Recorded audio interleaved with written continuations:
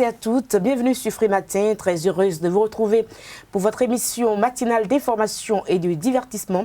Dans un instant, Kader Achirou, vous nous présenterez la une des journaux suivie du bulletin matinal d'information. Bonjour. Bonjour à vous, chers amis internautes, bonjour. À la une des parutions de ce jour, nous avons les décisions issues du conclave gouvernemental en date d'hier mercredi. Nous avons les audiences au niveau de l'Assemblée nationale par le président Louis-Yves Lavonu. Nous avons les communiqués de part et d'autre du parti politique Union démocratique pour un bien nouveau UDBN. Et pour finir, nous avons quelques commentaires et analyses au sujet de l'actualité politique nationale. Dans le débat avec vous, Carles Kitomé, nous parlerons de la session de rattrapage des enseignants, une session autorisée par les membres du gouvernement. Bonjour, Carles Kitomé. Bonjour, une session qui aura lieu le 7 septembre prochain. Et puis, les sports avec Larios Adjagbenon dans la définition du jour, la Sobemap à la loupe dans un instant à suivre sur Free Matin. Vous aurez également droit à l'horoscope du jour, quelques informations pêle-mêle pour meubler l'émission. Bienvenue, bonjour, voici la pub sur Free Matin. Papa.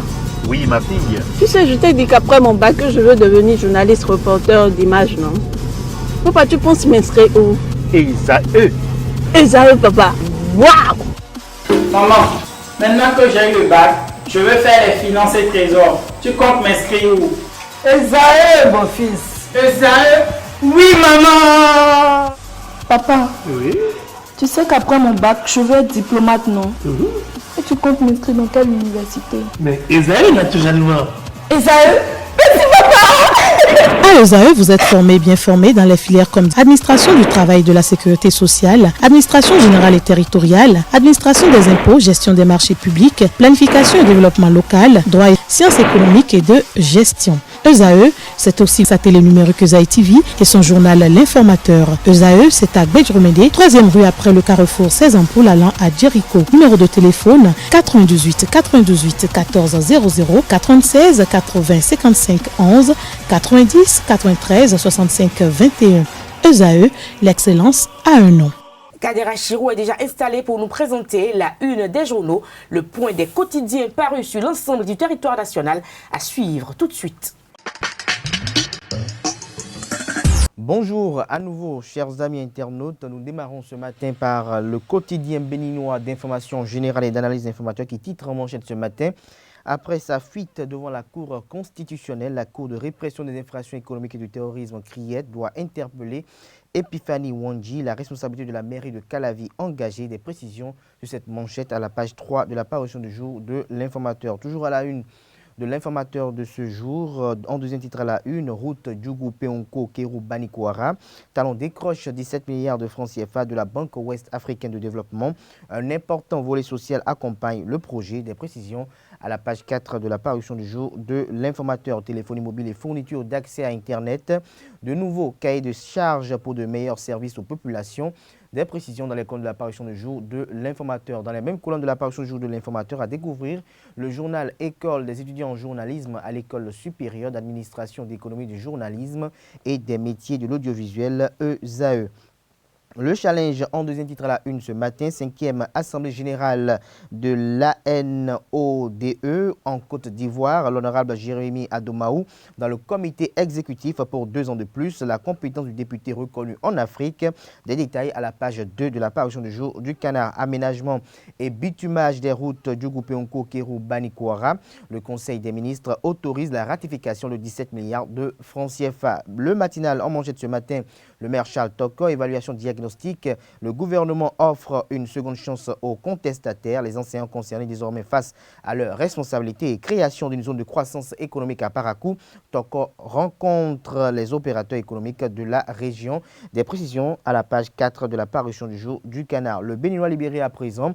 Procès en sorcellerie contre l'honorable Claudine Afiavi Prudencio. Son crime, son soutien à Patrice Talon. Mais l'Amazon confirme son adhésion aux actions de développement de son leader. Toujours à la une de Le Béninois libéré de ce jour, approbation des cahiers de charges type des opérateurs de téléphonie mobile. Aurélie Adam Soulezoumarou nous sauve des griffes de ces charlatans du GSM. L'événement du jour à présent, téléphonie mobile et fourniture d'accès à Internet. Talon met fin à la discrimination entre opérateurs GSM. Soleil levant en manchette ce matin, radiation des militants indélicats de l'Union démocratique pour un Bénin nouveau UDBN. La base apporte son soutien à la présidence Claudine Fiabi Prudencio. L'Union nationale des femmes UDBN salue le courage et la détermination de Prudencio. Les jeunes du parti s'alignent derrière leur présidente pour le meilleur. Jack Patan manchette ce matin, évaluation diagnostique des enseignants retardataires, talent mayanime sensible au plaidoyer des partenaires sociaux. L'économiste en manchette ce matin parle de transport humain et périurbain, rude concurrence entre Gozem, Uber et Benin Taxi selon le constat du confrère. Des précisions à la page 3 de sa parution du jour. Le quotidien de service public en manchette ce matin, route Djougou, Peonko, Kérou, Banikwara, un financement de 17 milliards de francs CFA décroché. Des détails à la page 3 de la parution du jour du Canard. Et toujours à la une de la Nation de ce matin, secteur éducatif, une évaluation de la seconde chance pour les ACE 2008. Le pays émergent, phase finale du championnat national de boxe, comme sur des chapeaux de roue. La semaine du noble art a démarré. Le président Germain Meintor et son équipe innovant. Des précisions dans les colonnes de l'apparition du jour de Le Pays émergent. Toujours à la une de Le Pays émergent, libération de l'ex-préfet du département du littoral. La politique de 2 poids 2 mesures du gouvernement de Talon, Modeste Toubla, n'a jamais été un prisonnier, dénonce la syndicaliste Sossou Rolono. D'Abarou à présent, bitumage annoncé de la route Peonko-Banikwara-Kérou vers le désenclavement partiel des 2 KP. 5 minutes pour mettre un terme à la une des journaux de ce jour. Agression en Afrique du Sud de Ladislas Prosper Agbessi, l'opposant béninois a frôlé la mort. Des détails à la page 3 de la parution du jour du Canard. Les quotidiens béninois sont disponibles dans les kiosques au prix de 300 francs CFA. Vous les avez aussi et surtout en ligne. Nous passons à présent au condensé de l'actualité nationale avec toute la rédaction de Zawi TV. Présentation Kadera Chirou. Les membres du Conseil d'orientation et de supervision de la liste électorale permanente informatisée COSLEPI seront installés demain, vendredi 6 septembre 2019. Après leur désignation le mercredi 14 août dernier à l'Assemblée nationale, ils prêteront serment vendredi prochain à la Cour constitutionnelle. La cérémonie sera placée sous l'égide du président de l'institution, le professeur Joseph Diogbenou, assisté d'autres conseillers de la Cour des 7 sages. Les 11 membres du COSLEPI sont les députés des Dévi Eugénie Chantal Haï, Jérémy Adomaou, Edmond Agua, Adam Bagoudou, Yolonfe Mathias Kouanou, Saré Malik Mora Sani, Domitien Konine Nouemou, Nestor Toenou Moutaï, Hassan Seibou et les 2 personnalités, à savoir le directeur général de l'Institut national de la statistique et de l'analyse économique INSAE et Laurent Ronsa, puis le directeur général de l'État civil Abdon Marius Mikmoaï. C'était une brève pour ouvrir ce bulletin matinal d'information. Le Conseil des ministres s'est tenu ce mercredi 4 septembre 2019 sous la présidence effective du président Patrice Talon, chef de l'État, chef du gouvernement. Plusieurs dossiers ont été étudiés et d'importantes décisions ont été prises. Ainsi, suite à un compte rendu des compositions effectuées le samedi 24 août dernier, le Conseil des ministres accorde une dernière chance aux enseignants, agents contractuels de l'État ACE de la promotion de 2008 ayant boycotté l'évaluation diagnostique organisée à leur intention par le gouvernement. Pour plus d'explications, je vous invite à suivre le ministre de la Culture, du Tourisme et des Sports, Oswald Omeki, à l'occasion du traditionnel point de presse du Conseil des ministres. Le Conseil des ministres a pris acte du compte-rendu de l'évaluation diagnostique organisée le 24 août 2019 au profit des enseignants concernés. Il en ressort que la dite évaluation s'est globalement bien déroulée sur toute l'étendue du territoire national, avec un taux de participation supérieur à 75%, et que la session spéciale, prévue à l'intention des candidats absents pour cause de maladie ou autre raison valable, se tiendra le 7 septembre 2019. Au demeurant, il se trouve que certains enseignants s'étaient volontairement abstenus de prendre part à la dite évaluation, se laissant entraîner par ceux d'entre eux qui prônaient le boycott. Compte tenu des conséquences graves auxquelles ils s'exposent et dans le souci de sauvegarder les emplois menacés, les 6 centrales et confédérations syndicales, ainsi que les représentants des conseils sectoriels pour le dialogue social des 2 ministères concernés, qui ont compris le bien fondé du processus et l'ont soutenu, ont élevé une doléance à l'endroit du gouvernement tendant à permettre à tous les enseignants absents lors de l'évaluation du 24 août d'aller composer au cours de la session spéciale. Le Conseil des ministres, après examen de cette requête, a fait preuve de clémence en accédant à la demande des partenaires sociaux pour donner une dernière chance aux intéressés. À cet effet, il invite instamment tous les enseignants qui n'avaient pas composé le 24 août dernier à se rendre dans les centres de composition qui seront retenus pour prendre part à la session spéciale le samedi 7 septembre 2019.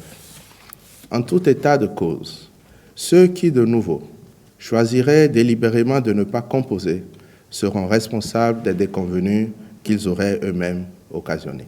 Le financement partiel du projet d'aménagement et de bitumage de la route Djougou-Peunkou-Kéru-Banikwara, longue de 209,68 km en 2x2 voies, est bouclé. L'accord de près de 17 milliards de francs CFA obtenu par la Banque ouest africaine de développement vient d'être transmis au Parlement pour autorisation de ratification. C'était une des grandes décisions issues du Conseil des ministres d'hier. Je vous invite à nouveau à suivre le ministre du Tourisme, de la Culture et des Sports, Oswald Omeki, à l'occasion du traditionnel compte rendu du Conseil des ministres.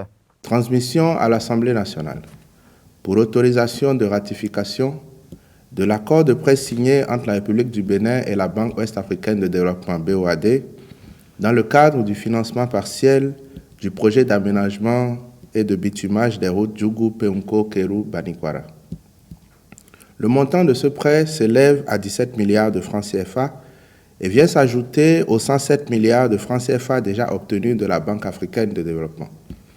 Par ailleurs, 6 milliards 173 millions de francs CFA seront mobilisés par cette même institution bancaire au profit du projet sous forme de don de la facilité d'investissement pour le transport en Afrique de l'Union européenne. Avec la contribution du budget national qui s'y ajoutera, le financement des travaux d'aménagement et de bitumage de cette route longue de 209 km 68 sera bouclé.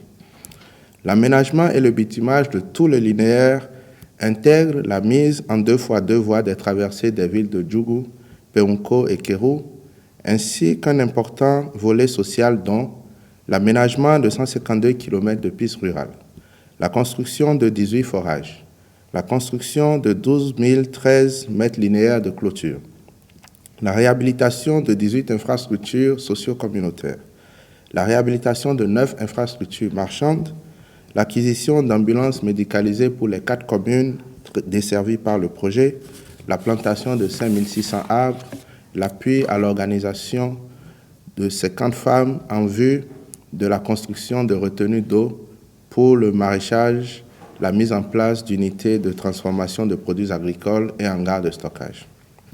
Au regard de l'importance stratégique de cette route pour les localités traversées, mais aussi pour l'économie nationale et le transport sous-régional, les ministres intéressés sont instruits d'accomplir toutes les diligences requises en vue de la ratification du prêt et du démarrage effectif des travaux. Le jeune écrivain béninois vainqueur du prix RFI Théâtre 2018, Sergio Giovanni Wansou, a mis l'ouvrage primé sur le marché ce mardi 3 septembre à l'Institut français de Cotonou. Le directeur de l'Institut français, le directeur des arts et du livre, le directeur de Ganga Productions, le directeur de l'École internationale de théâtre du Bénin et le ministre du Tourisme, de la Culture et des Sports, Oswald Omeki, ont pris une part effective à cette cérémonie intellectuelle. ESAE TV était et voici le compte rendu signé Carles Kitome. Partir ou rester? Dans quelles conditions émigrer? Quelles sont les attentes des uns et des autres? Toutes ces problématiques se sont invitées dans les inamovibles de Giovanni Sergio Wansou, prix RFI Théâtre 2018, lancé le mardi 3 septembre 2019 à la médiathèque de l'Institut français de Cotonou. Le ministre du Tourisme, de la Culture et des Sports, Oswald Omeki, présent, n'a pas manqué l'occasion de faire le parallèle avec l'actualité nationale.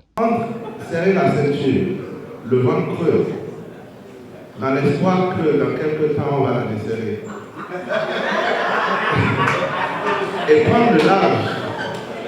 prendre le large sans papier sur une embarcation de fortune, en sachant que le vent de la Méditerranée nous conduira peut-être dans le Nautilus Land, et que peut-être même quand on décidera de renoncer à l'aventure, le retour ne sera pas possible. C'est faire l'analyse de ces deux options et choisir d'être inamovible. L'auteur a rappelé à l'occasion le contexte qui l'a conduit à choisir ce titre pour son ouvrage. Je suis allé en résidence au Mali et à chaque fois que je revenais à la maison, il y avait un plasticien qui m'avait précédé dans la maison. J'ai appris plus tard qu'il s'agissait de Fadaïo, qui est aussi un compatriote, qui avait laissé des sculptures, enfin, des formes humaines, sous forme de bois bien sûr, taillées certaines assises, certaines debout dans la cour. Et donc à chaque fois que moi je rentrais à la maison, ce sont à ces personnes que je disais bonjour d'abord, bonsoir. Je m'asseyais, on parlait, on échangeait un bout de temps, je leur expliquais ma journée, comment ça s'était passé, avant d'entrer dans ma chambre. Et je me suis dit, voilà des gens qui sont là et qui ne bougent pas, qui sont immobiles. Mais après, le thème d'immobile ne me suffisait pas. Il ne me suffisait plus parce que dans la thématique sur laquelle je travaillais, qui parlait des territoires, je me demandais, mais à qui appartient le territoire? Le droit positif est né pour définir la propriété des gens. Mais au fond, avant le droit positif, à qui appartient le territoire? Et dans l'œuvre, l'ami demande à sa mère, à un moment donné où sa mère lui dit, si tu reconnais que ici c'est chez toi, tu dois reconnaître d'autres endroits de la terre comme étant des pas chez toi. Et l'ami lui dit, mais où se termine le chez moi et où commence le pas chez moi?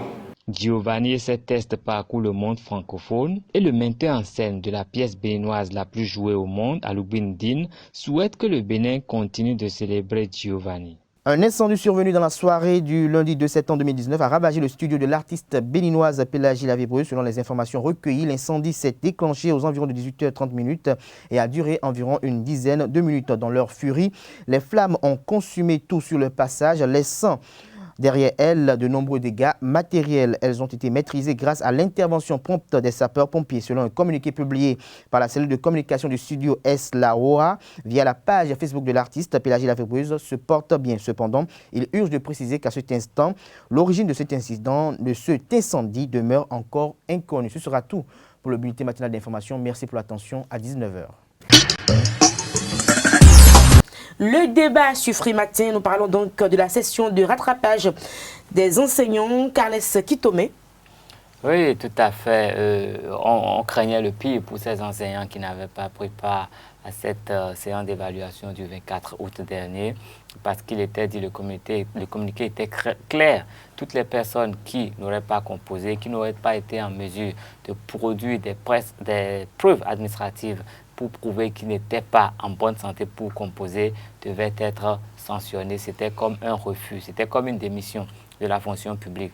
Mais le communiqué, en fait, le Conseil des ministres d'hier est revenu un peu sur cette décision et les autorise tous à revenir pour composer le 7 septembre prochain. Je crois que cela est heureux pour les enseignants, heureux pour le gouvernement béninois qui est quand même en train de montrer que c'est vrai que c'est une main de fer dans un gant de velours de toute façon. La fermeté, il le faut, mais il a su fléchir à ce moment pour qu'il n'y ait pas une crise plus grande dans l'enseignement. Étant donné qu'on n'avait pas encore, on avait un petit déficit d'enseignants à certains niveaux, c'était important de sauver tous ceux qui sont vraiment en mesure de faire cette profession de façon efficiente. Et en même temps, nous avons remarqué que la seule centrale syndicale qui avait sensibilisé les gens à ne pas composer, à changer de fusil d'épaule. La CSTB n'interdit plus aux gens d'aller composer aujourd'hui, mais plutôt la CSTB se penche du côté de la cherté de la vie pour réclamer une augmentation du salaire. Donc du coup, on se rend compte que finalement, tout le monde est unanime sur le fait que évaluer les enseignants n'est pas une mauvaise chose et que tous les enseignants doivent quand même passer par cette évaluation pour se jauger eux-mêmes et se remettre en question, et toutes choses qui vont contribuer à l'amélioration de la qualité de l'enseignant. Et qui sait, peut-être que les meilleurs seront même récompensés, qu'il y aura peut-être des cérémonies de récompense aux meilleurs enseignants du pays. Kader Achirou. Oui, probablement qu'il y aura peut-être des prix qui seront dédiés aux meilleurs issus de ces différentes compositions. Je crois que la décision de pouvoir en place, de vouloir permettre à ceux qui ont boycotté par excès de naïveté ces compositions le 24 août dernier, de pouvoir se rattraper lors de la session des malades le 7 septembre prochain. Je crois que c'est une très belle initiative, c'est un acte responsable, c'est un acte de père de la nation, parce que le père parfois est conscient un peu des bêtises que font ses enfants et parfois arrive quand même à coller les deux bouts. Et face également, comme l'a évoqué Carles Kitome, au déficit d'enseignants sur le territoire national, il était quand même important de vouloir revoir les choses pour ne pas quand même créer une véritable saignée, ce qui pourrait quand même enrhumer un peu le système éducatif national.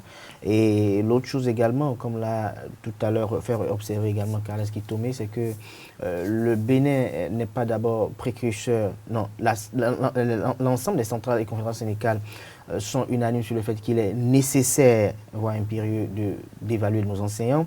Et au-delà de cela, il faut constater également que le Bénin n'est pas précurseur d'une telle initiative, comme quoi il faut évaluer les enseignants. Ça se passe également dans d'autres pays limitrophes du Bénin, ça se passe également dans d'autres pays de la sous-région et également dans d'autres pays africains. Et donc, évaluer les enseignants, c'est une bonne chose parce que eux, pendant longtemps, eux, ils évaluent des apprenants et ils passent leur temps à décider du cursus des enfants, des apprenants. Et donc, il est important que celui qui les emploie puisse les jauger. Parce que l'enseignement ne doit plus être, selon moi, le refuge des diplômés sans emploi. Pour moi, l'enseignement doit être dédié aux gens qui sont aspirants. C'est pour ça que vous allez voir qu'on a dit également le test, on dit le test des aspirants à la fonction enseignante, parce qu'on a constaté pendant longtemps que la plupart des personnes, quand ils sont diplômés, qui n'ont pas d'emploi, la première chose à faire, c'est d'aller à la CRE pour dire qu'ils deviennent enseignants, alors que tout le monde n'a pas les aptitudes pour enseigner, parce que pour nous tous qui avons été élèves et écoliers, on constate parfois des maîtres, des professeurs qui ont le savoir, mais qui ont parfois le mal à le transmettre parce qu'ils n'ont pas les aptitudes pour, parce qu'ils n'ont peut-être pas la patience pour avec les enfants en classe, parce qu'ils n'ont peut-être pas ces aptitudes qui permettent en lisant déjà sur le visage de l'apprenant, savoir tel apprenant, non, il faut que j'y aille par la force, non, avec lui, il faut que j'y aille avec la douceur. Et tout cela, ça s'apprend, tout cela est inné, c'est un don de Dieu. Vous allez voir parfois des enseignants qui n'ont effectivement pas une grande connaissance de la chose, vous avez le même problème, ils ont l'humilité de vous dire, je ne connais pas, je ne peux pas le faire, mais ils vous disent, essayez de chercher demain, vous revenez, mais quand ils reviennent demain, vous traitez avec les enfants, mais ils arrivent à faire comprendre aux enfants comment ça s'est passé. Mais il y a d'autres qui connaissent bien, eux ils peuvent aller avec la craie au tableau, faire le problème et définir tout ce qui doit être fait, mais ils ne peuvent pas expliquer aux apprenants. Ils disent c'est ça, vous n'avez pas vu, c'est ça, vous n'avez pas compris ce que j'ai fait. Parce qu'il ne peut pas transmettre cela. Et n'oublions pas que ces enseignants qui forment les écoliers d'aujourd'hui, ces écoliers-là aussi seront demain les enseignants d'après-demain. Et comme le dit une chanson qu'on est même si bien chanté qu'on était tout petit, école Nuédié, on est directeur Nuédié. Si l'écolier actuellement. Si l'écolier a été mal formé, si l'écolier a été mal formé, si l'écolier n'a pas eu devant lui les bonnes pratiques pour transmettre le savoir, lui-même quand il deviendra enseignant, il aura du mal également à transmettre le savoir. Bon enseignant, mais il risque de ne pas être un bon cadre également pour l'administration. Voilà, donc il est finalement important, de ne pas être un bon produit pour l'État. De revoir ces choses pour que le Bénin puisse retrouver ses lettres de noblesse comme quartier latin d'Afrique et également pour que désormais nous n'ayons plus dans les universités privées, dans les universités publiques, des gens qui ont le diplôme Bac plus 3, Bac plus 5 et qui ont du mal à s'exprimer en français, qui ont du mal à écrire. Peut-être qu'ils s'expriment très bien dans les langues nationales. Et vous avez vu il y a également le fait qu'il y a des personnes qui sont pas douées peut-être pour les langues, mais qui sont douées pour les mathématiques et qui sont douées pour d'autres. Vous avez vu également lors des examens et des évaluations, là, on leur a apporté la dictée de l'année passée et on a vu des enseignants qui ont composé avec beaucoup de fautes. Je crois que, pour ma part, la plupart des gens qui sont dans les séries scientifiques sont même les meilleurs en français. Donc, je ne trouve pas d'excuse à quelqu'un qui fait d'énormes fautes en français parce que du CI jusqu'en terminale, jusqu'en 3e année, en 5e année, c'est le français, avec le français qu'on étudie. On écrit en français, on recopie en français. Mais attention, on pourrait même dans les autres secteurs aussi, parce qu'aujourd'hui, on parle des enseignants. Voilà. Mais pourquoi pas un beau matin, on parlera des journalistes également, on parlera des écrivains, on parlera de tous les secteurs. Parce qu'il faut que tous les manuaux soient uniformes finalement. C'est un assainissement qui est engagé par le régime actuel. Si le temps lui permet, par rapport à son chronogramme, les 2 ans à venir, il le fera également. Beaucoup de choses sont prévues également au niveau de la corporation des journalistes pour essayer de nettoyer un peu l'écurie. On en reparlera. Pour que les ripoux, les nénuphars, qui quand même... Parce que le problème de la langue française, le problème de langue, c'est quand même un problème assez national. Il y a beaucoup de personnes, même des cadres à des niveaux qui vous parlent tellement mal français que vous demandez, mais finalement, ils ont été formés par qui... Le problème passe d'où? Le problème est profond. Comme l'a si bien présenté quelqu'un, le problème pas d'abord, premièrement, des écoliers qui sont mal formés. Après, ils deviennent collégiens. Le problème pas, à mon avis, du fait qu'il y a peu de personnes qui vont maintenant à l'enseignement par conviction. Oui, dans les temps anciens, les personnes avaient l'enseignement parce qu'ils y croyaient vraiment, il y avait la conviction. Maintenant, à cause des problèmes de chômage, des problèmes qu'on connaît tous, il y a des personnes qui se transforment en directeur, en maître ou en enseignant parce qu'ils veulent juste gagner leur vie. En dehors de cela, ce que le régime a réglé, qui est un véritable problème également, c'est que par le passé, il y avait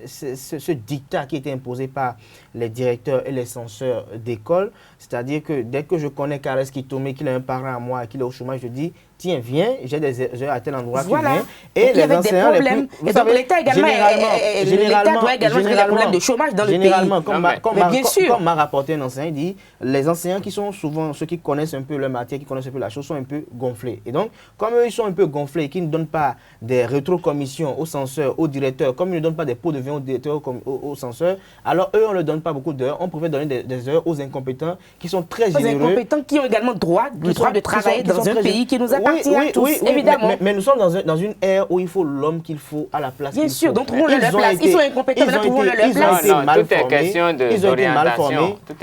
Est-ce qu'on forme les cadres pour nos besoins? Si on prenait les cadres pour nos besoins, il y aurait suffisamment d'ouverture et les gens ne seraient pas obligés d'arriver à l'enseignement. Seuls ceux qui ont la vocation d'enseigner iront à l'enseignement et les autres sauront qu'il y a des possibilités. Mais quand on sait qu'il n'y a plus de possibilités nulle part, il y a des gens qui vont même au séminaire pour éviter le chômage. Ils savent que quand ils seront prêts là, ils ne seront pas confrontés à ce genre de problème. Les gens deviennent pasteurs pour ne pas aller au chômage. Il y a beaucoup de déformations qui, en fait, créent une église. En fait, ça tord le coup à nos réalités et finalement... Et à notre société. Et par rapport aux cadres qui ne sont pas instruits, comme vous l'avez aussi bien observé tout à l'heure. Non, ils sont instruits, mais ils sont mal instruits. Ils sont mal instruits, pardon. Je n'ai pas dit qu'ils ne sont pas instruits.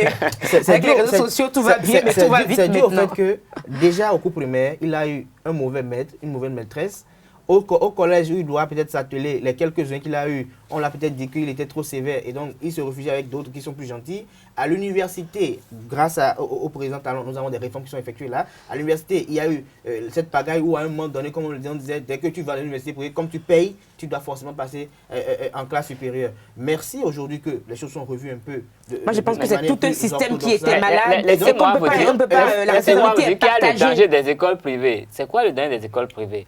Quand l'enfant il est dans une école privée, c'est son propre enseignant régulier qui est son répétiteur.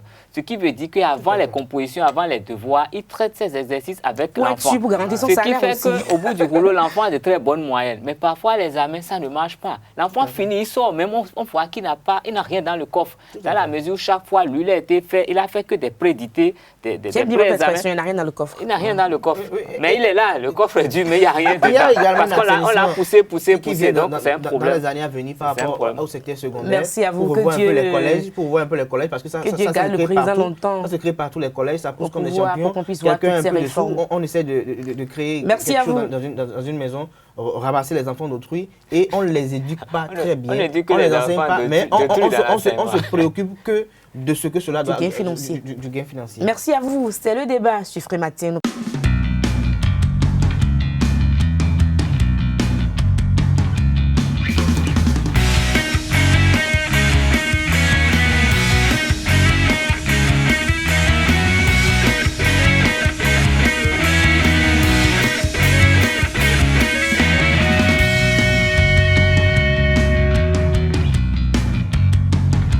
Passons donc à la définition du jour, la SOBEMAP. On en parle sur Frématin. Non, je n'ai aucune idée de la SOBEMAP, je ne connais pas. Non, pas trop. Je sais que c'est une structure, mais je ne sais pas ce qu'elle fabrique ou bien ce qu'elle fait exactement. Hein?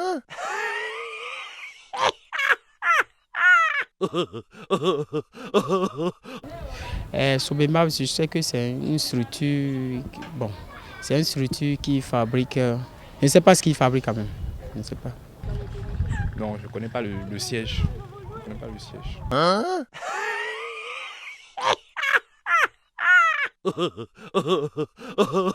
Oui, SOBEMAP et société de bolo pomme quoi. J'ai un bateau navire là si tombe machine est là non ben et conteneur là si bateau mais bon bero mais camion là mais. Oui, la SOBEMAP. C'est la Société béninoise de manutention portuaire. Ils font des opérations de chargement, déchargement de conteneurs. Je crois qu'ils sont basés au port surtout.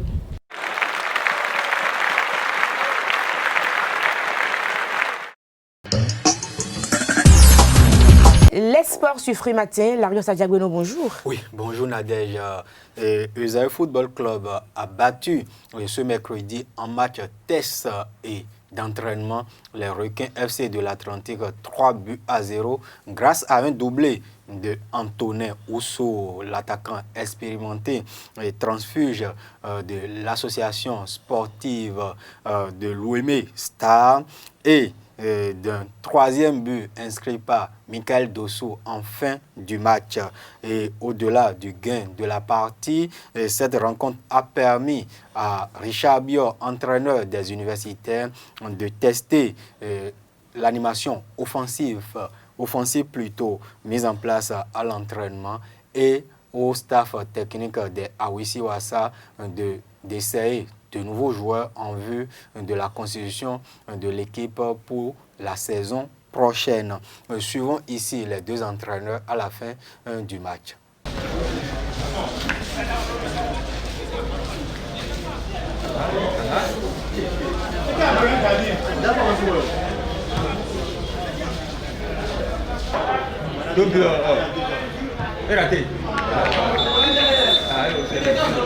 Nous venons de faire un match test d'entraînement contre les Requins. Juste toujours dans le cadre de ce match, régler ce qui est à régler, voir les compartiments, en tout cas, voir ce qui est à corriger afin d'être prêt le dimanche 15. Il faut toujours tenir compte de l'adversaire qu'on a en face. Là, on marque 3 buts face aux Requins. Bon, nous n'allons pas nous enflammer pour avoir marqué 3 buts aux Requins. Il s'agira pour nous de toujours travailler pour marquer le maximum de buts. Vous voyez, on marque 3 buts, mais on a jeté beaucoup. Il va demander un certain nombre de joueurs que les dirigeants n'ont pas pu avoir. Donc on est obligé d'organiser un recrutement vague. Et nous sommes dessus, c'est pour faire les matchs tests avec les nouveaux là, pour voir ce qu'on peut garder, ce qu'on peut encore relâcher. Je suis en train de faire les tests là pour renforcer les anciens qui sont restés. On a laissé 12 anciens et on va combler le trou pour pouvoir commencer le championnat vraiment avec force. C'est les tout nouveaux qu'on a testés ce matin avec Isaïe pour voir si on peut encore pêcher dedans. Mais je suis dessus quand même de ce que j'ai vu. Je voulais arrêter aujourd'hui, mais j'ai un dernier match le vendredi, alors on va finir le vendredi.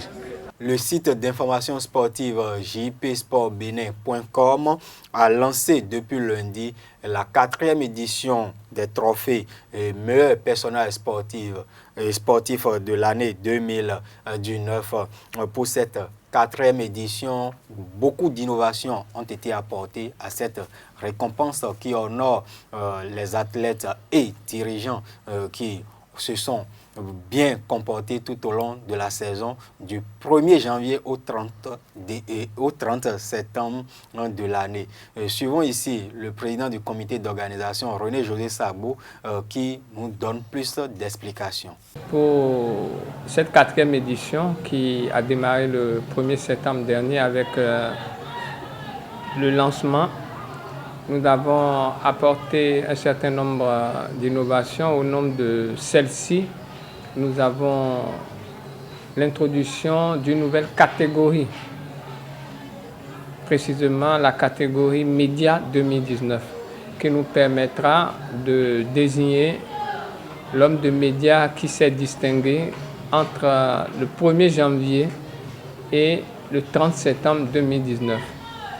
Et ici, il faut rappeler que la désignation de cet homme de médias se ferait exclusivement par l'équipe rédactionnelle du site jpsportbenin.com.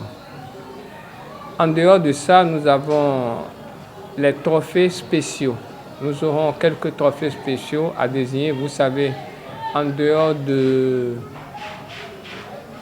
catégories sportives 2019, dirigeants personnalités qui seront soumis au vote. D'abord, dans un premier temps, aux hommes de médias, je veux parler des reporters, journalistes, techniciens, photoreporters, etc. Nous aurons des trophées spéciaux, je le disais à l'instant, qui seront décernés par la rédaction de JP Sport, parce qu'il y a un certain nombre d'acteurs qui se sont distingués dans la période précitée. En dehors de ça, nous aurons cette année le nombre de nominés qui passe de 12 à 16. Nous avons constaté comprenait 6 au niveau des sportifs et 6 au niveau des personnalités dirigeantes. Et sur suggestion de certains aînés de la profession, nous avons décidé de passer de 8 à 16 parce qu'on estimait qu'à 12, c'était un peu restreint. Restons avec René-José Sagbo pour découvrir les innovations apportées également au niveau du processus électoral de la désignation du meilleur personnage sportif de l'année 2019. Cette année, le processus de vote, nous aurons entre le 2 et le 12 octobre une soixantaine d'hommes de médias. À qui nous allons demander de nous proposer 12 personnalités dans les catégories sportives 2019 et dirigeants et personnalités qui, selon eux, ont marqué l'actualité entre le 1er et le 30 septembre. Et au même moment, nous aurons, dans la deuxième moitié du mois de septembre, les journalistes, reporters, techniciens et tout ce qu'il a comme hommes de médias au niveau du site JIP Sport qui vont voter à l'interne. Et le vote de la rédaction comptera pour 50% et le vote des hommes de médias extérieurs à l'équipe rédactionnelle pour 50% aussi. Donc voilà un peu quelques premières innovations pour l'année 2019 au niveau des trophées JIP Sport du meilleur personnage sportif. Parlons à présent des écureuils espoirs. Ils ont repris le chemin des entraînements hier au stade René Pleven de Cotonou. Le coach ou le sélectionneur Bruno Goudjo Adoula et Saint-Paulin se préparent pour un match amical le vendredi prochain. Et restons toujours avec les écureuils, mais cette fois-ci avec l'équipe nationale A qui est en France depuis le lundi pour préparer ces 2 matchs amicaux contre la Côte d'Ivoire et l'Algérie les 6 et 9 septembre prochains. Hier, pour le compte du premier match amical, les écureuils se sont entraînés au grand complet avec l'arrivée de Rodrigue Kossi et de Stéphane Sesseyon. Et demain à 18h sur le stade du club de la Ligue 2, stade Maleb de Caen, les écureuils vont affronter les éléphants de la Côte d'Ivoire. En attendant de revenir sur l'issue de cette rencontre, prenons la direction de Niamey où s'ouvre aujourd'hui la CAN junior de handball. Le Bénin y participe avec sa sélection féminine. Le Bénin est notamment aux côtés de la République démocratique du Congo, de la Tunisie et dans le groupe B. Nous reviendrons demain sur cette actualité du handball africain. Merci à vous, Larios Adjagbeno. Nous passons à l'horoscope du jour. Bélier, vous avez l'impression que tout le monde est faux et frauduleux. Évitez les questions d'argent compliquées aujourd'hui. Taureau, c'est un mauvais jour pour vous pour faire les affaires avec succès. Évitez les projets risqués car vos chances de mener un projet rentable sont minces. Gémeaux, vous ne semblez pas du tout préoccupé par l'avenir. Soyez prêts à faire face aux changements. Cancer, certains problèmes inattendus peuvent survenir au cours d'une transaction commerciale. Gardez la tête froide. Lion, roi de la forêt, vous aurez la chance dans votre relation, non seulement de rêver, mais aussi de la vivre intensément. Vierge, après avoir accompli vos tâches quotidiennes, investissez du temps dans l'approfondissement de votre sentiment de paix intérieure.